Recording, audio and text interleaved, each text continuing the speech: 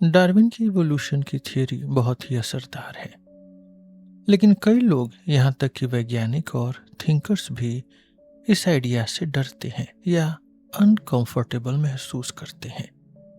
यह किताब इसी बारे में है। यह बताती है कि डार्विन का आइडिया हमारे जीवन के सबसे प्यारे विचारों को खतरे में नहीं डालता, बल्कि उन्हें एक नया और मजबूत फाउंडेशन देता है। यह किताब साइंस पर आधारित है, लेकिन इसे समझने के लिए आपको साइंटिस्ट होना जरूरी नहीं है। साइंस को समझना एक चलती नाव को पानी में ठीक करने जैसा है। हम हमेशा बीच से ही शुरुआत करते हैं। बचपन में हम सब सोचते थे कि आसमान, तारे और हमें भगवान ने बनाया है। यह सोच बहुत प्यारी और आसान थी, लेकिन 1859 में चार्ल्स डार्विन ने अपनी थियरी से इस सोच को हिला दिया। डार्विन का आइडिया सिर्फ साइंस नहीं है, यह हमारे सबसे गहरे विश्वासों पर, हमारे सबसे गहरे बिलीव्स पर चोट करता है। कई लोग डरते हैं कि अगर डार्विन सही है तो जीवन का कोई मतलब या कोई पवित्र मकसद, कोई सेक्रेड पर्पस नहीं बचेगा। डार्विन की थ्योरी ये पूरी तरह सच साबित हो चुकी है। डीएनए और जेनेटिक्स की खोज ने इसे एकदम पक्का कर दिया है। यह कोपरनिकस की तरह एक बड़ी रिवॉल्यूशन है, एक बड़ी क्रांति है, जिसने बताया था कि धरती यूनिवर्स का सेंटर नहीं है। एरिस्टोटल ने किसी भी चीज को समझने के लिए 4 सवाल बताए थे। इनमें से क्यों यानी वाई सबसे मुश्किल सवाल है। इसे टेलियोलॉजी कहते हैं, जिसका मतलब है कि किसी चीज का गोल। पहले लोग मानते थे कि हर चीज का अंतिम मकसद भगवान ने तय किया है। डार्विन ने बिना किसी भगवान या जादू के इस वाई का एक नया और ठोस जवाब दिया। डार्विन से पहले की दुनिया बहुत अलग थी। जॉन लॉक जैसे थिंकर्स का मानना था कि दिमाग हमेशा से था। 1690 में लॉक ने कहा कि बेजान चीजें यानी मैटर अपने आप सोच या चेतना पैदा नहीं कर सकती, अपने आप कॉन्शियसनेस पैदा नहीं कर सकती। इसलिए दुनिया की शुरुआत में कोई समझदार ताकत, कोई इंटेलिजेंट बीइंग जरूर रही होगी। इसके बाद 1779 में डेविड ह्यूम ने आर्गुमेंट फ्रॉम डिजाइन के तर्क पर सवाल उठाए। लोग कहते थे कि जैसे घड़ी को किसी ने बनाया है, वैसे ही दुनिया को भी किसी ने डिजाइन किया होगा। ह्यूम ने कहा कि यह कंपैरिजन पूरी तरह ठीक नहीं है।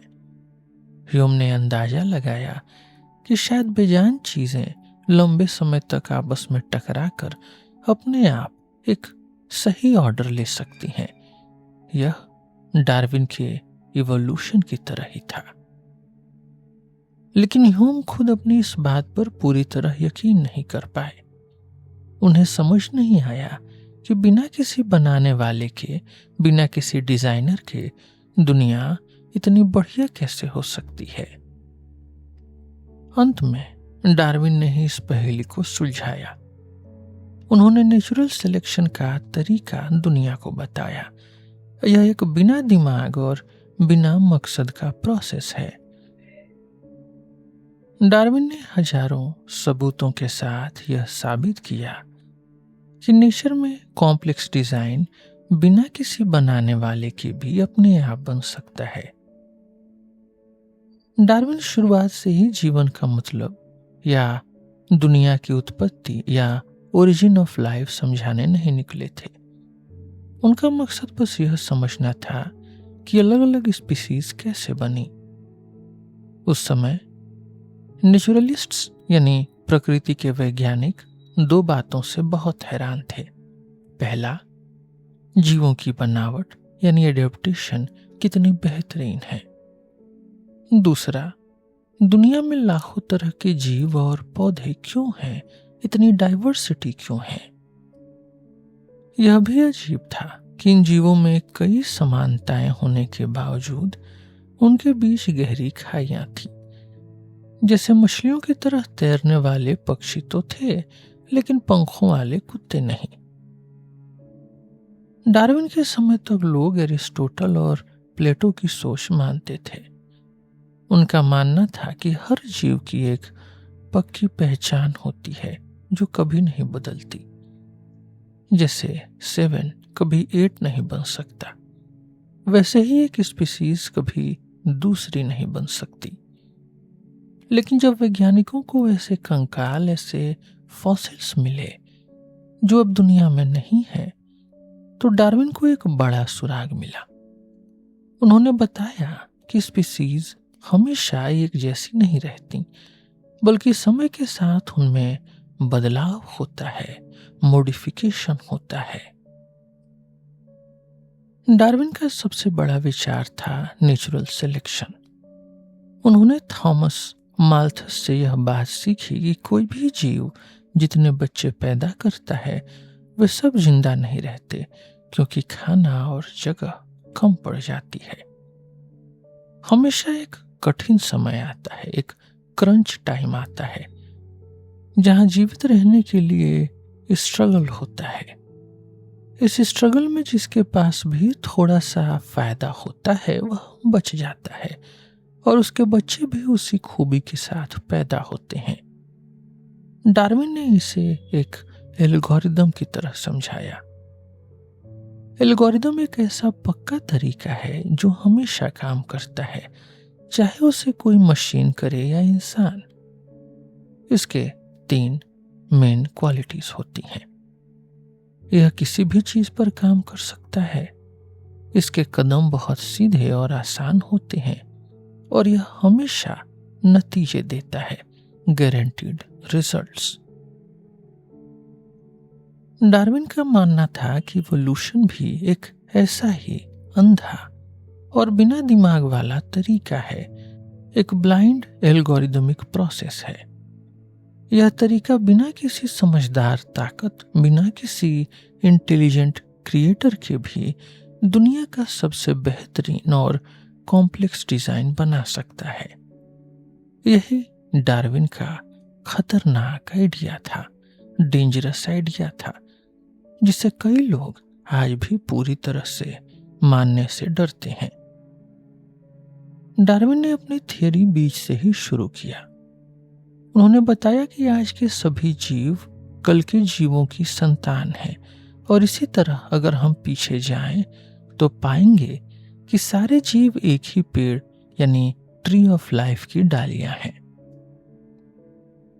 इस पेड़ को बनाने के लिए किसी दिमाग की जरूरत नहीं थी, यह सिर्फ एक पक्के और खुद चलने वाले तरीके से बना है।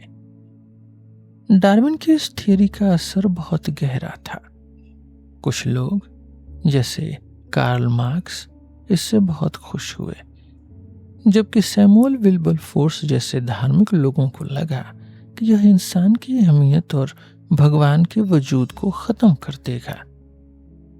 डार्विन का यह विचार यूनिवर्सल एसिड जैसा है। यह जहां भी गिरता है हर पुरानी सोच को पिघलाकर एक नई दुनिया बना देता है। डार्विन से पहले लोगों के दिमाग में एक पिरामिड होता था, एक कॉस्मिक पिरामिड। सबसे ऊपर भगवान थे, फिर इंसान, और सबसे नीचे शून्य यानी नथिंगनेस था, या बेजान चीजें यानी मैटर। माना जाता था कि दुनिया का सारा ढांचा भगवान के दिमाग से आया है, लेकिन डार्विन ने इस सोच को उलट दिया। उन्होंने कहा कि बिना किसी दिमाग वाली बेजान चीजें भी समय के साथ अपने आप एक शानदार डिजाइन बना सकती हैं। यह दिमाग सबसे पहले वाली सोच का एकदम उल्टा था।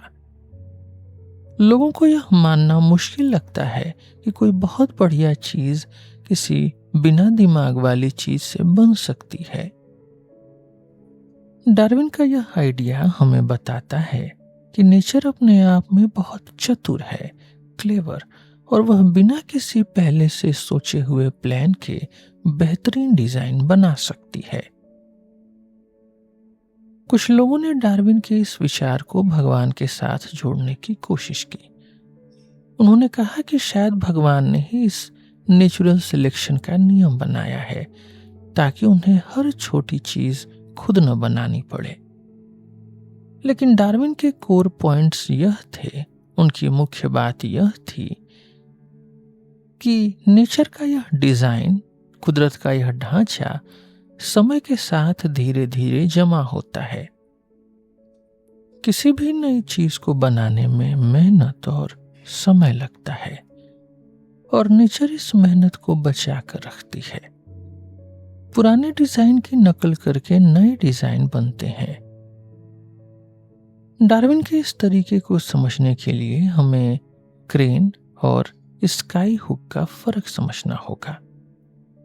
स्काई हुक एक जादुई चीज है जो बिना किसी सहारे के ऊपर से आती है, यानी भगवान का सीधा दखल, जबकि क्रेन जमीन पर टिकी होती है और एक एक करके चीजों को ऊपर उठाती है।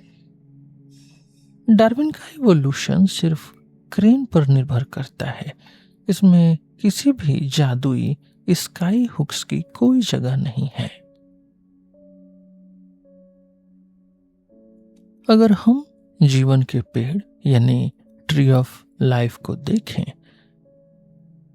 तो ये दिखाएगा कि कैसे एक जीव, कैसे एक ऑर्गेनिज्म से नई पीढ़ियां पैदा होती हैं। धरती 4.5 अरब साल पुरानी है। सबसे पहले एक सेल वाले जीव जैसे बैक्टीरिया आए।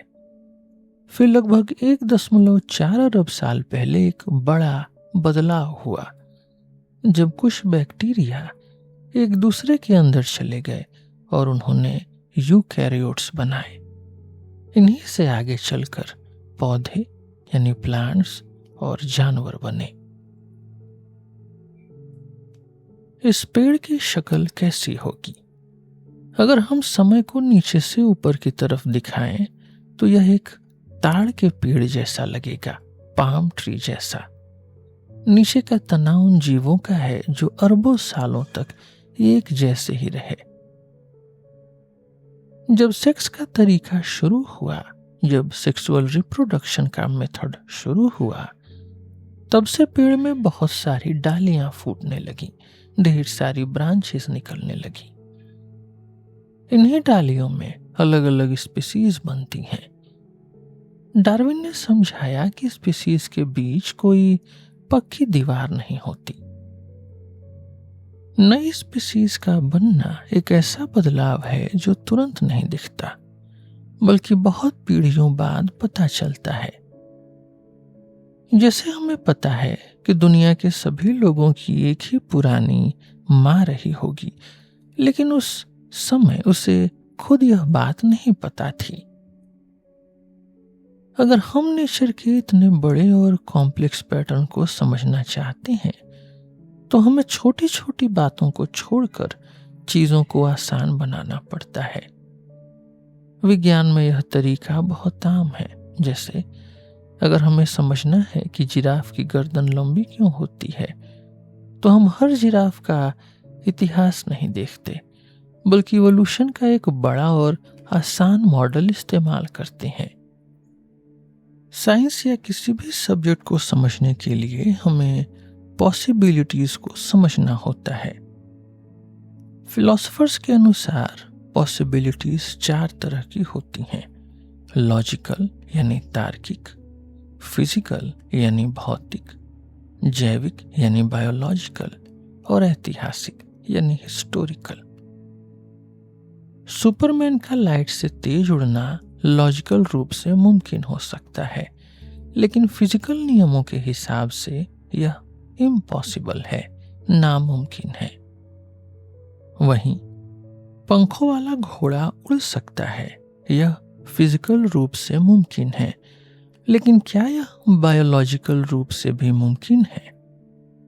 क्या घोड़े के शरीर का ढांचा और उसका मेटाबॉलिज्म इस बदलाव को सह पाएगा? और सबसे बड़ी बात, क्या इवोल्यूशन के इतिहास में कभी ऐसा हुआ है कि किसी 4 पैरों वाले जानवर ने अपने लिए अलग से पंख भी डेवलप कर लिए हों? शायद नहीं। इसलिए हमें बायोलॉजिकल और हिस्टोरिकल पॉसिबिलिटीज में फर्क करना होता है। जो चीज कभी हुई ही नहीं, उसे ऐतिहासिक रूप से नामुमकिन मान लिया जाता है। इन बायोलॉजिकल पॉसिबिलिटीज को समझने के लिए जॉर्ज लुइस बोर्जियस की कहानी लाइब्रेरी ऑफ बेबल का एग्जाम्पल है। मान लीजिए कि एक ऐसी लाइब्रेरी है जिसमें दुनिया की हर पॉसिबल बुक रखी है। इसमें आपकी जिंदगी की हर छोटी बड़ी बात की बिल्कुल सच्ची किताब भी होगी, लेकिन उसे ढूंढना लगभग नामुमकिन होगा, क्योंकि वहां करोड़ों अरबों फालतू और गलत किताबें भी होंगी। इसी तरह हम मेंडल की लाइब्रेरी की कल्पना कर सकते हैं। इस लाइब्रेरी में धरती पर मौजूद या मुमकिन हर डीएनए और जीनोम का रेसिपी रखी है। डीएनए के सिर्फ 4 अक्षर होते हैं, ए, सी, जी और टी। इन अक्षरों के हर मुमकिन मेल, हर परमुटेशन से एक नया जीव, एक नया ऑर्गेनिज्म बन सकता है। लेकिन इस लाइब्रेरी की ज्यादातर किताबें, ज्यादातर जीनोम्स किसी काम की नहीं होंगी, क्योंकि वे ऐसा जीव बनाएंगी जो जिंदा ही नहीं रह पाएगा। एक जीनोम को पढ़ने और उसे एक जिंदा जीव में बदलने के लिए एक खास एनवायरनमेंट और तरीका चाहिए होता है। तो बायोलॉजिकली क्या पॉसिबल है? वही जो इस मेंडल की लाइब्रेरी में आसानी से मिल सके और जो आज के माहौल में जिंदा रह सके। जैसे आज के समय में डायनासोर का होना बहुत मुश्किल है, लेकिन नामुमकिन नहीं, बशर्ते हमें सही टेक्नोलॉजी मिल जाए। किसी भी जीव का इवोल्यूशन इस बात पर डिपेंड करता है कि वह इस लाइब्रेरी में कहां से शुरू करता है और किन रास्तों से आगे बढ़ता है। अगर हम मेंडल की लाइब्रेरी में रखे सारे पॉसिबल जीनोम्स की बात करें, तो जो जीनोम आज तक असलियत में बने हैं, जो एक्चुअल जीनोम्स हैं, वे बहुत ही कम हैं। ज्यादातर मुमकिन चीजें कभी बन नहीं पाती, क्योंकि उन्हें बनने का मौका ही नहीं मिलता। जो चीजें असलियत के आसपास होती हैं, उनके बनने की संभावना ज्यादा होती है। जब नेचर में कोई बदलाव बिना किसी डायरेक्शन के होता है, तो उसे रैंडम ड्रिफ्ट कहते हैं। डार्विन का कहना था कि नेचुरल सिलेक्शन इस ड्रिफ्ट को एक डायरेक्शन देता है और इसे बेहतर बनाता है। अगर नेचुरल सिलेक्शन न हो, तो ज्यादातर बदलाव यानी ज्यादातर म्यूटेशंस या तो किसी काम के नहीं होंगे या नुकसानदेह होंगे। डार्विनिज्म पर सबसे बड़ा सवाल यह उठता है कि क्या नेचुरल सिलेक्शन इतनी कॉम्प्लेक्स चीजें बना सकता है? इसका जवाब यह है कि नेचर हमेशा सही समय पर सही चीजें चुनती है।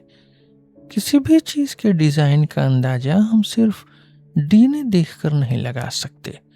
हमें पूरे ऑर्गेनिज्म को उसके माहौल में देखना होता है, उसके एनवायरनमेंट में। नेचर के पास डिजाइन बनाने का एक खास तरीका होता है। जब किसी समस्या का सिर्फ एक ही अच्छा सलूशन होता है, तो उसे फोर्स्ड मूव या मजबूरन चाल कहते हैं। जैसे अगर किसी जीव को जिंदा रहना है, तो उसे खाना पचाकर ऊर्जा बनाने की जरूरत होगी। यह एक मजबूरन चाल है। इसी तरह अगर किसी जीव को लाइट में चलना है, तो उसे देखने के लिए आंखों की जरूरत होगी। इसलिए अगर हम किसी दूसरे प्लेनेट पर भी जीवन खोजें, तो वहां भी हमें आंखें और पाचन तंत्र यानी मेटाबॉलिज्म देखने को मिल सकते हैं, क्योंकि ये चीजें जीवन के लिए बहुत जरूरी हैं। जब हम डिजाइन स्पेस की बात करते हैं तो इसका मतलब है कि सभी अच्छे आइडिया और डिजाइन आपस में जुड़े हुए हैं, चाहे वह जीवों का डिजाइन हो या इंसानों द्वारा बनाई गई चीजें। डार्विन ने बताया कि जब हम अलग अलग चीजों में कोई ऐसी समानता देखते हैं जिसे संयोग या कोइंसिडेंस नहीं माना जा सकता, तो इसका मतलब है कि वे एक दूसरे से कॉपी की गई हैं। इंसान की कल्चर भी इसी तरह इवॉल्व होती है। जैसे जीन्स एक पीढ़ी से दूसरी पीढ़ी में जाती है, वैसे ही मीम्स यानी कल्चरल या आइडिया भी एक इंसान से दूसरे इंसान तक फैलते हैं। इंसान की लैंग्वेज, कला, धर्म और विज्ञान सब कुछ इसी इवोल्यूशन का रिजल्ट है। कोई भी चीज जादू या भगवान के जरिए नहीं आई, बल्कि सब कुछ एक धीरे धीरे चलने वाले एल्गोरिदमिक प्रोसेस से बनी है। कुछ लोगों को यह विचार पसंद नहीं आता क्योंकि वे खुद को इस प्रोसेस से अलग और खास यानी एक्सेप्शनल मानते हैं। डार्विन ने बताया कि दुनिया के सभी जीव एक ही पेड़ का हिस्सा हैं, लेकिन यह पेड़ शुरू कहां से हुआ, पहला जीव कैसे बना? डार्विन ने जानबूझकर इस सवाल का जवाब नहीं दिया। वे जानते थे कि उनके पास इसका पक्का सबूत नहीं था। आज हम जानते हैं कि डीएनए और जीवन की शुरुआत के पीछे एक बहुत कॉम्प्लेक्स मशीनरी काम करती है। कुछ लोग कहते हैं कि सबसे पहला जीव इतना कॉम्प्लेक्स था कि वह अपने आप नहीं बन सकता था, इसलिए उसे भगवान नहीं बनाया होगा। डार्विन का इवोल्यूशन कहता है कि ऐसा कोई जादू नहीं हुआ, बल्कि यह भी धीरे धीरे चलने वाली एक प्रोसेस थी। सबसे पहले बिना जीवन वाले अणु बने, मैक्रोमॉलिक्यूल्स बने, जिन्हें हम मैक्रो कह सकते हैं, जैसे आज के वायरस। ये मैक्रो खुद की नकल कर सकते थे। शुरुआत में हो सकता है कि मिट्टी के क्रिस्टल ने इन मैक्रोस को जमने और अपनी नकल बनाने में मदद की हो। इसके बाद जब एडेनिन, साइटोसिन, गुआनिन और यूरेसिल जैसे बेस आपस में जुड़े तो आरएनए बना। धीरे धीरे इन मैक्रोज ने हाइपरसाइकिल नाम का एक सिस्टम बनाया, जहां एक चीज दूसरे की मदद करती थी और दूसरी तीसरे की। इस तरह किस्मत के खेल से शुरू हुई यह प्रोसेस एक स्किल के खेल में बदल गई। जिस मैक्रो ने सबसे अच्छे प्रोटीन्स बनाए और सबसे तेज नकल की, वह जीत गया।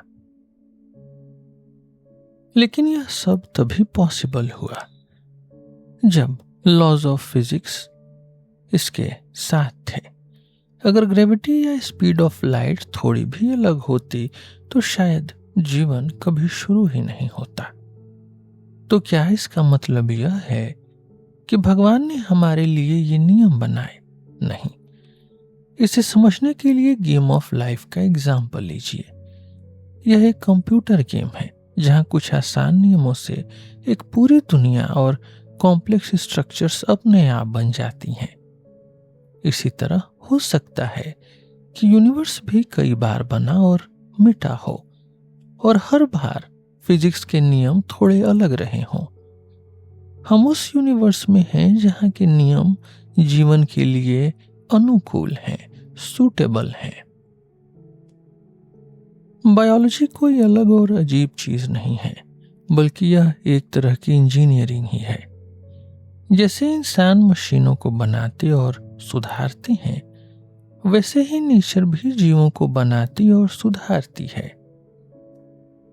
डार्विन का सबसे बड़ा विचार यही था कि नेचर बिना किसी दिमाग या योजना के भी बेहतरीन डिजाइन तैयार कर सकती है। इंसान की इंजीनियरिंग और नेचर की इंजीनियरिंग में सबसे बड़ा फर्क यह है कि नेचर कभी भी किसी चीज को पूरी तरह से नया नहीं बनाती। वह हमेशा पुरानी चीजों में ही बदलाव करती है। इवोल्यूशन को समझने के लिए हमें रिवर्स इंजीनियरिंग का इस्तेमाल करना पड़ता है। इसका मतलब है किसी बनी हुई चीज को देखकर यह समझना कि उसे क्यों और कैसे बनाया गया होगा। जब हम किसी जीव के अंगों को देखते हैं तो हमें पूछना पड़ता है कि नेचर ने इसे ऐसा क्यों बनाया, क्या इसका कोई खास काम है।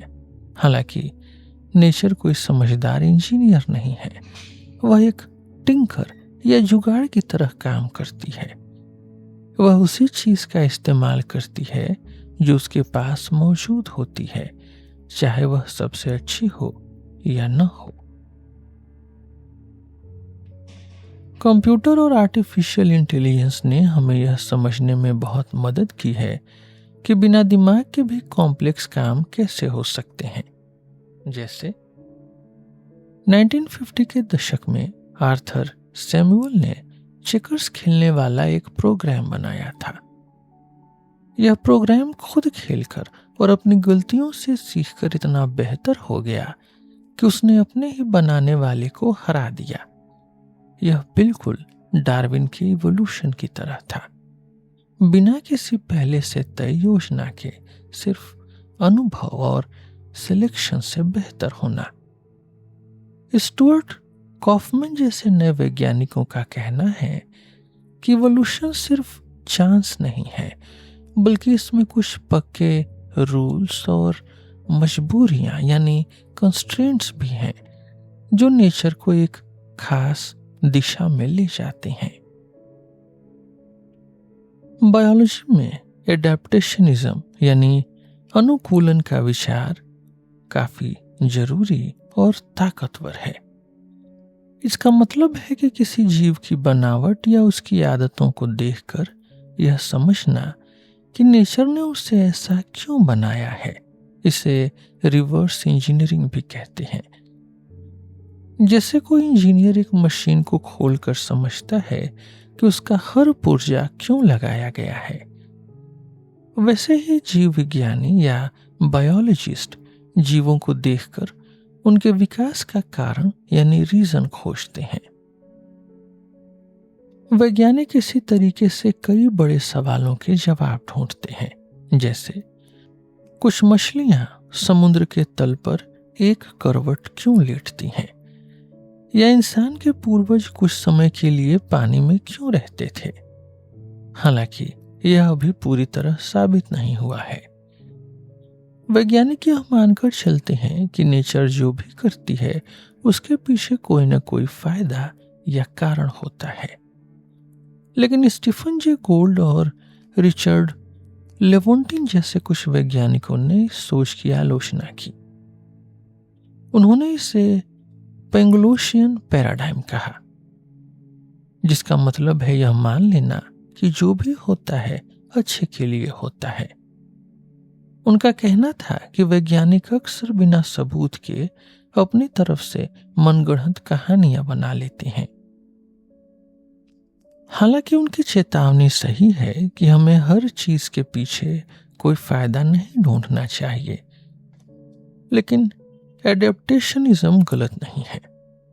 कभी कभी नेचर में बदलाव किसी खास फायदे के लिए नहीं, बल्कि पुरानी मजबूरियों या बनावट के तरीके के कारण होते हैं।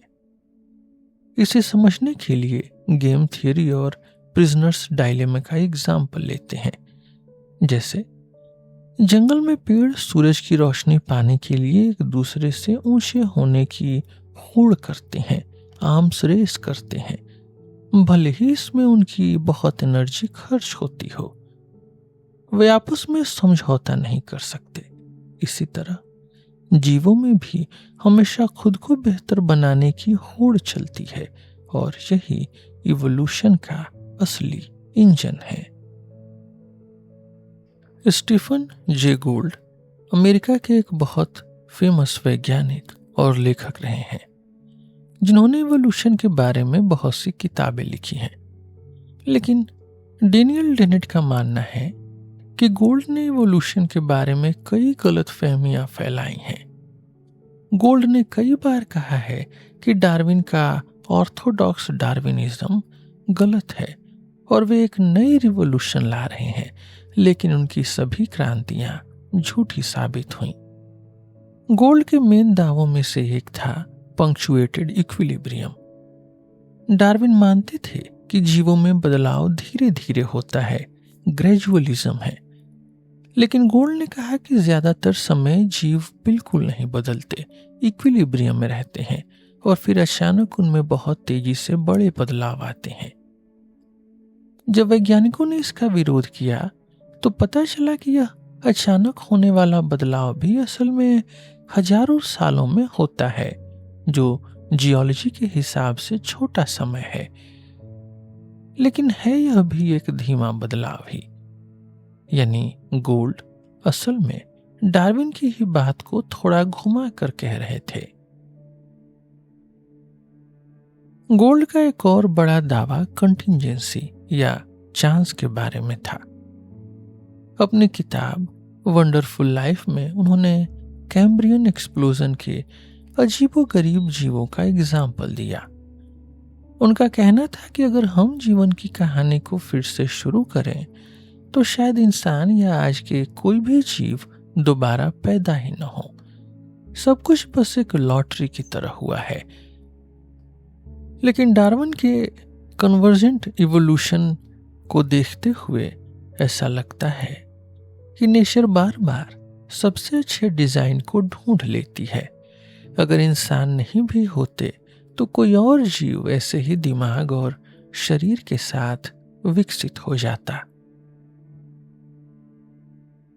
गोल्ड ने यह सब इसलिए किया क्योंकि वे डार्विन के इस आइडिया से डरते थे कि इंसान और यह पूरी दुनिया एक बिना दिमाग वाले माइंडलेस एल्गोरिदमिक प्रोसेस से बनी है। गोल्ड चाहते थे कि इंसान के होने में कोई जादुई या खास बात हो ताकि हमारे जीवन का कुछ बड़ा और अलग मतलब निकले। डार्विन के थ्योरी में कुछ हार्ड यानी पक्के नियम हैं जो कभी नहीं बदलेंगे और कुछ सॉफ्ट हिस्से हैं जिन पर आज भी वैज्ञानिक खोज और बहस कर रहे हैं। सबसे पहले बात आती है उन बातों की जो अगर सच भी साबित हो जाएं तो डार्विनिज्म को कोई नुकसान नहीं होगा। जैसे फ्रेड हॉयल का मानना है कि धरती पर जीवन अंतरिक्ष से मीटियोराइट्स के जरिए आया है, जिसे पेंसपर्मिया कहते हैं। अगर यह सच भी हो तो भी डार्विन की थियरी गलत नहीं होती, क्योंकि अंतरिक्ष में भी जीवन को कहीं न कहीं से तो शुरू होना ही पड़ा होगा। इसी तरह अगर हमें पता चले कि एलियंस ने हमारे डीएनए में छेड़छाड़ की है या धरती पर जीवन एक बार नहीं बल्कि कई बार शुरू हुआ, तो भी इवोल्यूशन के मेन नियम नहीं बदलेंगे। लेकिन कुछ विचार ऐसे हैं जो डार्विनिज्म के बिल्कुल खिलाफ हैं और साइंटिफिक रूप से गलत साबित हो चुके हैं। इनमें से एक है पियरे तेलहार्ड का विचार कि इवोल्यूशन का एक अंतिम गोल है और इंसान उस गोल के सेंटर में है।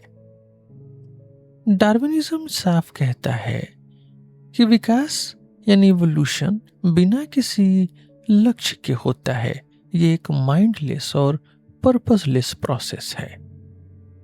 दूसरा गलत विचार लमार्कवाद है, जो मानता है कि कोई जीव अपने जीवन में जो ट्रेट्स सीखता है वह उसके बच्चों में चले जाते हैं। जेनेटिक्स साबित कर चुका है कि ऐसा नहीं होता, सिर्फ डीएनए में हुए बदलाव ही अगली पीढ़ी में जाते हैं। इवोल्यूशन असल में ऑर्गेनिज्म की नहीं बल्कि जीन्स की भलाई के लिए होता है। जीन्स अपने आप को बचाने और आगे बढ़ने के लिए हमारे शरीर का एक मशीन की तरह इस्तेमाल करते हैं। बहुत से लोग इस विचार से डरते हैं क्योंकि उन्हें लगता है कि इससे इंसान की अपनी आजादी और अहमियत खत्म हो जाएगी। लेकिन इंसान बाकी जीवों से अलग है। हमारे पास कल्चर और सोचने की क्षमता है, जिससे हम कई बार अपने जीन्स की इच्छाओं के खिलाफ भी फैसले ले सकते हैं। डार्विन ने शुरुआत में इंसान के विकास यानी ह्यूमन एवोल्यूशन पर ज्यादा नहीं लिखा था, क्योंकि वे जानते थे कि इससे लोग भड़क जाएंगे।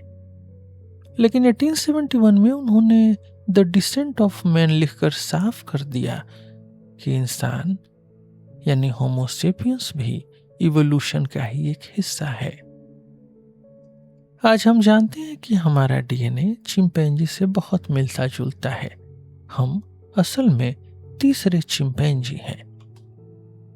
इंसान बाकी जानवरों से अलग है, लेकिन इसका कारण यह नहीं कि हमें भगवान ने अलग बनाया है। इसका कारण है हमारा कल्चर। बाकी जीवों का इवोल्यूशन उनके जीन से होता है, जिसमें लाखों साल लगते हैं। लेकिन इंसान ने कल्चर और लैंग्वेज के जरिए इवोल्यूशन का एक नया और बहुत तेज तरीका खोज लिया है। रिचर्ड डॉकिंस ने इसे समझाने के लिए मीम शब्द बनाया।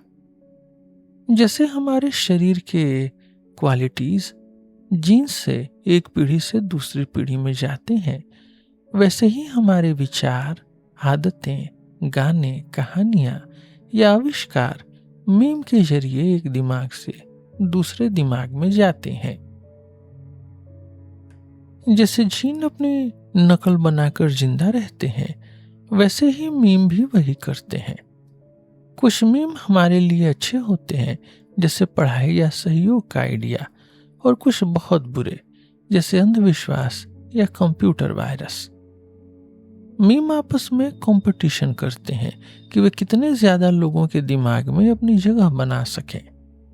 एक तरह से इंसान का दिमाग सिर्फ एक जगह है जहां ये मीम रहते हैं और बढ़ते हैं। बहुत से लोग इस विचार से डरते हैं। उन्हें लगता है कि अगर हमारे विचार और हमारा शरीर सिर्फ एक अंधी और मशीनी प्रक्रिया का नतीजा है, एक एल्गोरिदमिक प्रोसेस का रिजल्ट है, तो हमारी अपनी आजादी, हमारी अपनी फ्री विल और हमारी अपनी सोच का क्या होगा? क्या हम सिर्फ अपने जीन और मीम के गुलाम हैं? इसका जवाब है नहीं। इंसान इकलौता ऐसा जीव है जो अपने स्वार्थी जीन, अपने सेल्फिश जीन्स के खिलाफ जा सकता है। जैसे मदर नेचर चाहती है कि हम ज्यादा से ज्यादा बच्चे पैदा करें, लेकिन बहुत से इंसान अपनी मर्जी से बच्चे पैदा न करने का फैसला लेते हैं। यह आजादी हमें हमारे कल्चर और हमारे मीम से मिलती है। इंसान और बाकी जानवरों के बीच एक बहुत बड़ा अंतर है, और यह अंतर मेन रूप से लैंग्वेज के कारण है। कई लोग यह मानते हैं कि इंसान का दिमाग किसी चमत्कार या आत्मा से बना है, लेकिन डार्विन का इवोल्यूशन हमें बताता है कि हमारा दिमाग भी नेचर की एक बहुत कॉम्प्लेक्स मशीन है।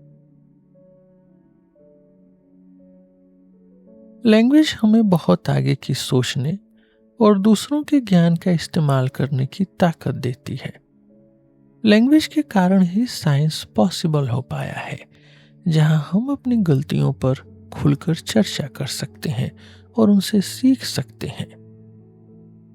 Famous language scientist Noam Chomsky ने बताया कि लैंग्वेज सीखने के लिए इंसान के दिमाग में जन्म से ही एक मशीन होती है, एक लैंग्वेज ऑर्गन होता है। लेकिन हैरानी की बात यह है कि चॉम्स्की यह नहीं मानते कि यह मशीन डार्विन के नेचुरल सिलेक्शन से बनी है। उनका मानना है कि यह शायद फिजिक्स के किसी नियम या अचानक हुए चमत्कार का नतीजा है। चॉम्स्की, स्टीफन जे गोल्ड और फिलोसोफर जॉन सर्ल जैसे लोग यह मानने को तैयार नहीं है कि इंसान का दिमाग और उसकी कॉन्शियसनेस, उसकी चेतना बस एक बिना दिमाग वाले एल्गोरिदमिक प्रोसेस का नतीजा है। फिलॉसफी में मीनिंग यानी मतलब एक बहुत बड़ा और पुराना सब्जेक्ट है। मतलब क्या होता है, जैसे शब्दों का मतलब या फिर जीवन का मतलब। बहुत से फिलोसफर्स ने यह मान लिया है कि मीनिंग या मतलब सिर्फ लैंग्वेज से आता है। उनका मानना है कि शब्दों के बिना कोई मतलब नहीं हो सकता। इस वजह से वे यह मानने से कतराते हैं कि शब्दों और हमारे दिमाग के मतलब का आधार असल में हमारा बायोलॉजी और इवोल्यूशन है। लेकिन जॉन डेवी और कुछ दूसरे विचारकों ने कहा कि डार्विनिज्म ही किसी भी नेचुरलिस्टिक मीनिंग की फाउंडेशन होनी चाहिए, किसी भी प्राकृतिक मतलब की नींव होनी चाहिए। नेचर में जो भी चीज है उसका एक पर्पस और मतलब है। लेकिन जेरी फोडोर और जॉन सल जैसे कुछ फिलोसफर मानते हैं कि इंसान के पास असली या ओरिजिनल मतलब होता है, जबकि मशीनों के पास सिर्फ उधार लिया हुआ। इसे समझने के लिए एक वेंडिंग मशीन का एग्जाम्पल लीजिए। मान लीजिए यह मशीन अमेरिका में 25 सेंट पहचानने के लिए बनाई गई है। अगर इसमें कोई नकली सिक्का या पनामा देश का सिक्का डाला जाए और मशीन उसे एक्सेप्ट कर ले तो यह मशीन की गलती होगी। लेकिन अगर इसी मशीन को पनामा ले जाया जाए और वहां पनामा के सिक्के पहचानने के लिए इस्तेमाल किया जाए तो वही मशीन अब अलग काम करेगी। मशीन के अंदर कोई असली मतलब नहीं है। उसका मतलब उसे इस्तेमाल करने वालों की सोच पर डिपेंड करता है। अब मेंढक की आंख का एग्जाम्पल लेते हैं। मेंढक की आंख उड़ती हुई मक्खी को देखकर दिमाग को सिग्नल करती है। लेकिन अगर हम मेंढक को एक चिड़ियाघर में रख दें जहां मक्खियां नहीं बल्कि छोटी छोटी गोलियां फेंकी जाती हैं, तो मेंढक की आंख उन गोलियों को भी मक्खी समझकर इशारा करेगी।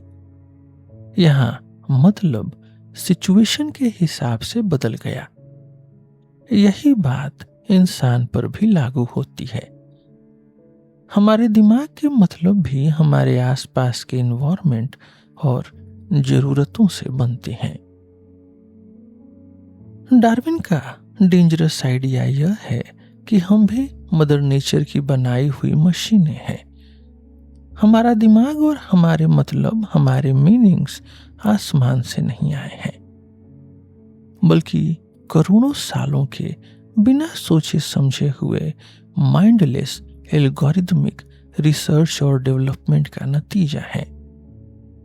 अगर हम एक ऐसा रोबोट बनाएं जो खुद को जिंदा रखने के लिए सोच सके और फैसले ले सके, तो समय के साथ वह भी अपने खुद के मीनिंग्स और मकसद बना लेगा, ठीक वैसे ही जैसे हमने बनाए हैं। हमारी सोच और ओरिजिनल इंटेंशनैलिटी यानी मूल मतलब असल में हमारे सेल्फिश जीन्स से ही आया है। कुछ लोगों को लगता है कि कुर्ट गोडेल की इनकम्प्लीटनेस थ्योरम ने साबित कर दिया है कि कंप्यूटर या आर्टिफिशियल इंटेलिजेंस कभी भी इंसान के दिमाग की बराबरी नहीं कर सकते। गोडेल की थ्योरम यह बताती है कि कोई भी ऐसा मैथमेटिकल सिस्टम जो खुद में कोई कॉन्ट्राडिक्शन नहीं रखता, वह मैथ्स के सभी सच साबित नहीं कर सकता। उसमें हमेशा कुछ ऐसे सच होंगे जिन्हें हम इंसान देख सकते हैं, लेकिन वह सिस्टम खुद उसे साबित नहीं कर सकता। रोजर पेनरोज जैसे बड़े साइंटिस्ट ने इसी थ्योरम का इस्तेमाल करके यह दावा किया कि इंसान का दिमाग किसी भी कंप्यूटर एल्गोरिदम से बेहतर है, क्योंकि हम वह सच समझ सकते हैं जो एक कंप्यूटर कभी नहीं समझ सकता। पेनरोज का मानना है कि इंसान का दिमाग किसी कंप्यूटर की तरह काम नहीं करता, बल्कि यह क्वांटम ग्रेविटी जैसे किसी नई और अनजान फिजिक्स से चलता है। पेनरोज ने कंप्यूटर प्रोग्राम को गलत तरीके से समझा है। गोडेल की थ्योरम सिर्फ उन प्रोग्राम्स पर लागू होती है जो हमेशा 100% सही जवाब देने का दावा करते हैं, लेकिन असल दुनिया में और यहाँ तक कि आज की आर्टिफिशियल इंटेलिजेंस में भी ह्यूरिस्टिक एल्गोरिदम्स इस्तेमाल होते हैं।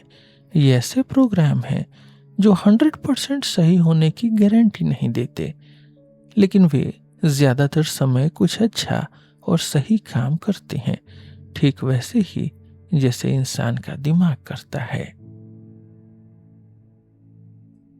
चेस खेलने वाले कंप्यूटर इसका अच्छा एग्जाम्पल है। वे हर बार जीतने का पक्का फॉर्मूला इस्तेमाल नहीं करते, क्योंकि चेस के सारे पॉसिबल रास्तों को कैलकुलेट करना नामुमकिन है।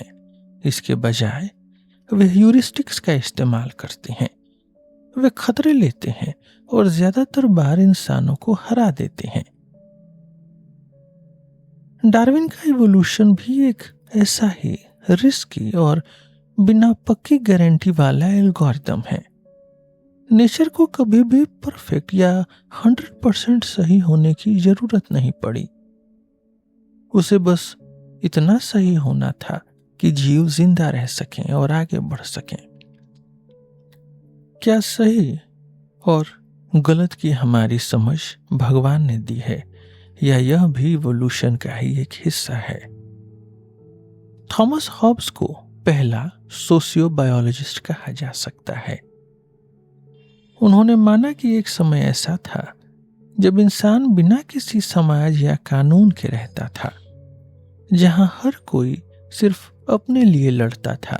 फिर उन्होंने आपस में मिलकर एक सामाजिक समझौता किया, एक सोशल कॉन्ट्रैक्ट, ताकि वे सेफ रह सकें और एक साथ काम कर सकें। इस तरह समाज और मोरालिटी की शुरुआत हुई। बाद में फ्रेडरिक नीत्शे ने भी बताया कि हमारी मोरालिटी, हमारी नैतिकता कोई आसमानी देन नहीं है, बल्कि यह इंसानों के स्ट्रगल्स और अपनी स्थिति को बेहतर बनाने की कोशिशों का नतीजा है। जैसे उन्होंने कहा कि वादा निभाने और धोखा पकड़ने की आदत हमने धीरे धीरे सीखी है। जब जीव विज्ञानी ईओ विल्सन और बीएफ स्किनर ने मोरालिटी को सिर्फ जीन्स के फायदे या व्यवहार तक समेटना चाहा, तो बहुत से विचारकों ने इसका विरोध किया। उन्होंने इसे ग्रीडी रिडक्शनिज्म कहा, लालची न्यूनीकरण, जिसका मतलब है किसी भी कॉम्प्लेक्स कॉन्सेप्ट को बहुत ही साधारण और सिंपल कॉजेस यानी छोटे कारणों में बांट देना। जैसे यह कहना कि हम सिर्फ अपने जीन्स को आगे बढ़ाने के लिए अच्छे काम करते हैं, यह पूरी तरह सच नहीं है। इंसान का दिमाग और उसकी कल्चर अब इतनी विकसित हो चुकी है कि हम अपने स्वार्थी जीन्स के खिलाफ जाकर भी फैसले ले सकते हैं। एग्जाम्पल के लिए, एक इंसान प्यार में धोखा खाने के बाद सन्यासी बन सकता है, जो उसके जीन्स के लिए तो नुकसानदेह है, लेकिन उसके लिए सही है। गेम थियरी और प्रिजनर्स डायलेमा के जरिए यह समझ सकते हैं कि कैसे स्वार्थी लोग, कैसे सेल्फिश इंडिविजुअल्स भी एक दूसरे की मदद करना सीख सकते हैं।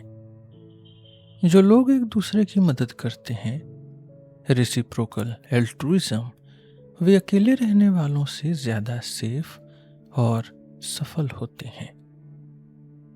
इसी तरह धीरे धीरे इंसान में एथिक्स यानी नैतिकता का विकास हुआ। कुछ लोग डरते हैं कि अगर हमारी नैतिकता बायोलॉजी से आई है, तो इसका मतलब है कि हमारे सारे बुरे काम जैसे हिंसा या धोखा नेचुरल हैं और उन्हें सही ठहराया जा सकता है। लेकिन ऐसा नहीं है। भले ही हमारा इतिहास, हमारी इवोल्यूशनरी हिस्ट्री कैसी भी रही हो, आज हमारे पास सोचने और सही गलत का फैसला करने की क्षमता है। डार्विनिज्म हमें यह नहीं बताता कि हमें क्या करना चाहिए, यह सिर्फ यह बताता है कि हम यहाँ तक कैसे पहुंचे हैं। जैसे हमारे शरीर के अलग अलग हिस्से खास काम करने के लिए बने हैं, वैसे ही हमारा दिमाग भी कई मॉड्यूल्स या छोटे छोटे औजारों का एक सेट है जो अलग अलग समस्याओं को सुलझाने के लिए इवॉल्व हुआ है। लेकिन इसके बावजूद हमारा कल्चर हमें इन नेचुरल सीमाओं से आगे बढ़ने की ताकत देता है। फिलोसोफर्स ने हमेशा एक ऐसा पक्का नियम या फॉर्मूला खोजने की कोशिश की है जिससे हर बार सही फैसला लिया जा सके, जैसे मैथमेटिक्स या फिजिक्स में पक्के नियम होते हैं। वैसे ही वे नैतिकता यानी एथिक्स के लिए भी कोई एक पक्का तरीका चाहते हैं। यूटिलिटेरियनिज्म यानी उपयोगितावाद एक ऐसा ही सिद्धांत है जिसे जेरेमी बेंथम और जॉन स्टुअर्ट मिल ने दिया था। इसका मानना है कि हमें वह काम करना चाहिए जिससे सबसे ज्यादा लोगों का सबसे ज्यादा फायदा हो। बेंथम ने इसके लिए एक कैलकुलेटर, एक फिलोसॉफिक कैलकुलस जैसी चीज बनाने की कोशिश की थी, लेकिन असल जिंदगी में यह काम नहीं करता। जब हम कोई फैसला लेते हैं तो उसके नतीजे कई सालों बाद तक आते हैं और उन पर हमारा कोई कंट्रोल नहीं होता। हमारे पास इतना समय या जानकारी नहीं होती कि हम हर छोटी बड़ी बात का हिसाब लगा सकें। इमैनुअल कांट जैसे दूसरे फिलोसोफर्स ने इसका एक दूसरा तरीका निकाला। मैक्सिम फॉलोइंग या कैटेगोरिकल इंपेरेटिव या नियमों का पालन करना जिसे कहा गया, यानी ऐसा काम करिए जिससे पूरी दुनिया के लिए एक नियम बनाया जा सके। लेकिन असल जिंदगी में यह भी बहुत मुश्किल है, क्योंकि एक ही काम के लिए कई अलग अलग नियम बनाए जा सकते हैं। तो फिर हम असल जिंदगी में फैसले कैसे लेते हैं? हम सेटिस्फाइसिंग का इस्तेमाल करते हैं। इसका मतलब है हम हर पॉसिबल रास्ते को नहीं परखते, बल्कि जो रास्ता हमें उस समय काफी हद तक ठीक लगता है हम उसे चुन लेते हैं। जैसे अगर आपको 2.5 लाख उम्मीदवारों में से एक को चुनना हो तो आप हर एक का फॉर्म नहीं पढ़ेंगे। आप पहले ग्रेड्स के आधार पर छंटनी करेंगे, फिर लॉटरी निकाल लेंगे और आखिर में कुछ लोगों का इंटरव्यू लेंगे। यह सबसे परफेक्ट तरीका नहीं है, लेकिन समय और रिसोर्सेस की कमी को देखते हुए यही सबसे सही तरीका है। यही बात हमारी मोरालिटी यानी नैतिकता पर भी लागू होती है। हमें अपनी रोज की जिंदगी में कन्वर्सेशन स्टॉपर्स यानी ऐसे नियमों की जरूरत होती है जो हमारी उलझन को खत्म कर सकें। जैसे यह मर्डर होगा या यह किसी का हक छीनना होगा। ये नियम हमेशा 100% सही नहीं होते, लेकिन ये काम करते हैं। अगर हम हर बात पर बहुत ज्यादा सोच विचार करेंगे तो हम कभी कोई फैसला नहीं ले पाएंगे और सिर्फ शक में फंसे रह जाएंगे। इसलिए कभी कभी नियमों पर बिना ज्यादा सवाल किए उन्हें मान लेना हमारे ही भले के लिए होता है। डार्विन का विचार एक यूनिवर्सल एसिड है, एक ऐसा तेज केमिकल जो हर पुरानी सोच, अंधविश्वास और परंपरा को पिघला दे और जो बचे वह पहले से कहीं ज्यादा मजबूत और सच हो।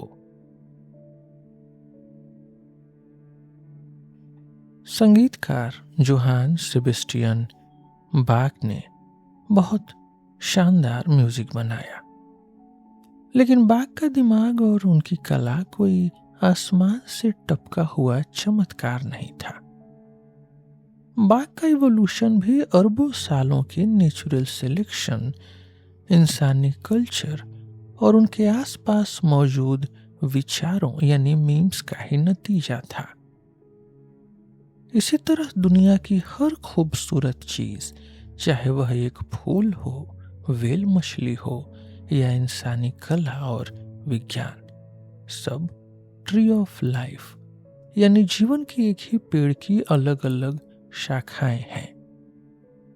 मदर नेचर ने अपनी छोटी छोटी और बिना दिमाग वाली एल्गोरिदमिक प्रोसेसेस से ये सब बनाया है।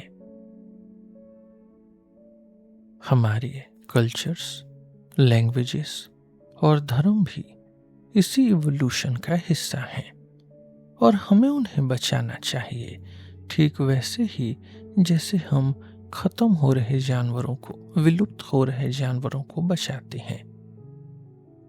धर्म ने लोगों को जीने का मकसद और सांत्वना दी है,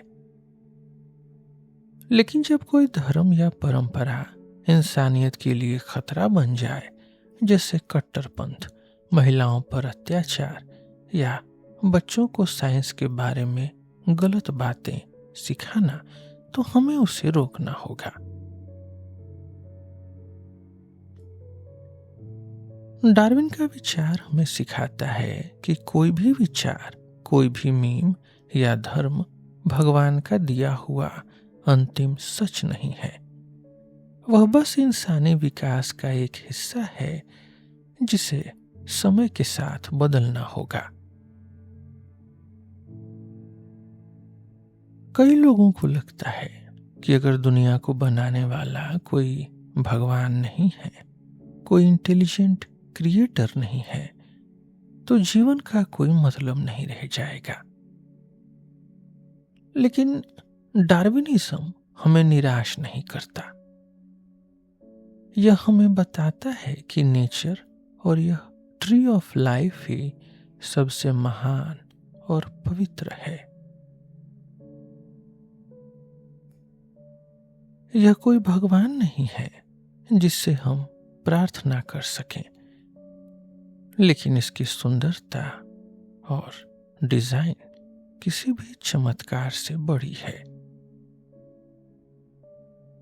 डार्विन का खतरनाक विचार, डार्विन का डेंजरस आइडिया कोई दानव नहीं है, कोई बीस्ट नहीं है जो हमारी दुनिया को तबाह कर देगा।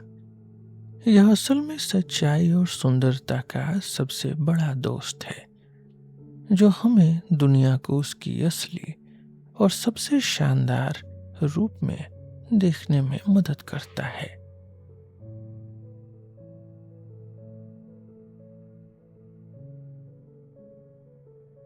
इस किताब में बस इतना ही। हम फिर मिलेंगे आपसे एक नए एपिसोड में, एक नई किताब के साथ। मेरा नाम है रोहित और आप सुन रहे थे सिलेबस विथ रोहित। धन्यवाद।